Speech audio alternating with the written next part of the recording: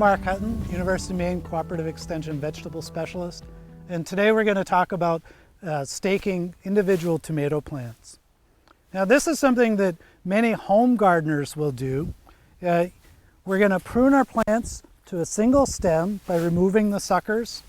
And you might ask, what are the suckers? The suckers are these branches that come off the main stem. The main stem is the part of the plant that has most of the fruit clusters.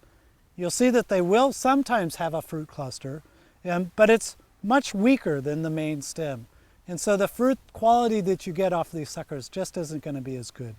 So you're better off, if you can, if you have the time or the inclination, to remove these. This one's a little bit too big to snap off, so I'm going to cut it.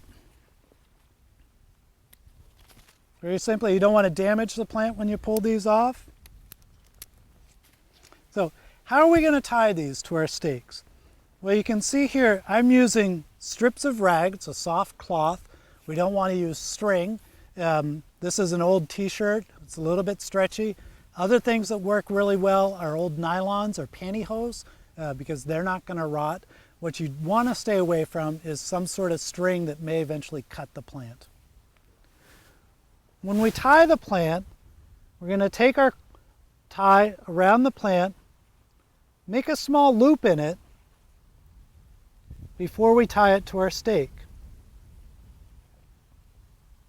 And we can just simply tie it off any way you want.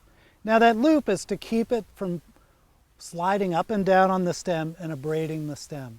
And we don't want to tie it too tight. We want to have it just tight enough so that it stays up against the stake.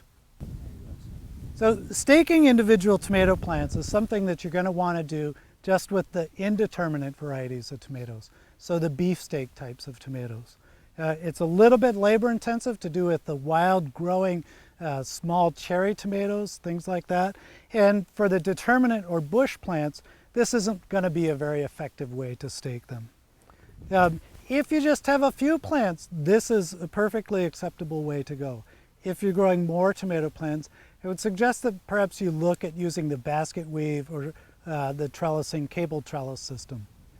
Here we've got another plant, stem that we should tie up. So we're just going to do that before we move on. Notice we make a little twist and then just simply tie our section of rag off. When we're going through pruning, tying, or trellising our tomato plants, we want to be sure to try and leave as much foliage on the plant as we can to protect the fruit from sunburning. You see here we've got some fairly nice leaf cover over that fruit that's going to help keep it shaded and keep it from getting sunburned.